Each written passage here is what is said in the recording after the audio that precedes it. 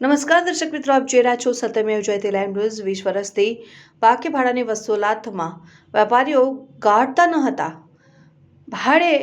બાકી ભાડા અને પરવાનાની રકમ મામલે પિરામિતાર રોડનું મચ્છી માર્કેટ સીલ। વડોદરા શહેરના રાજમહેલ રોડ પર આવેલ પિરામિતાર રોડ ખાતેના મચ્છી માર્કેટને બાકી ભાડા અને બાકી પરવાના ફી મામલે કોર્પોરેશનના માર્કેટ વિભાગ દ્વારા સીલ મારવામાં આવ્યું। શહેરના પિરામિતાર રોડ ખાતે આવેલ મચ્છી માર્કેટમાં ઓટલા ધરાવતા ભાડુઆતોના ઘણા લાંબા સમયથી ભાડા અને પરવાના ફી બાકી હતા। પાલિકાના માર્કેટ શાખાના સુપ્રિન્ટેન્ડન્ટ ડોક્ટર વિજય પંચાલ દ્વારા મામલે અહીંના વેપારીઓને નોટિસ બજાવી ભાડું ચૂકતે કરવા અને પરવાના ફી તાત્કાલિક ભરવા જાણ કરવામાં આવી હતી।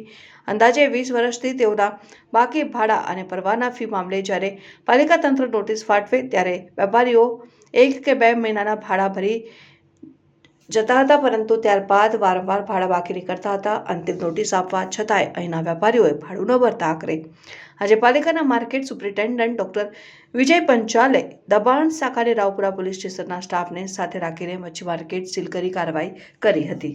આજે વડોદરા મહાનગરપાલિકાના વહીવટી વોર્ડ નંબર 13માં કીર્તિસ્તંભ પાસે આવેલા પિરામિતર વિસ્તારમાં પિરામિતર મચ્છી માર્કેટ કે જ્યાં ઓટલાઓને વર્ષોથી ભાડા પટ્ટે વાપરવા માટે આપેલ હતા।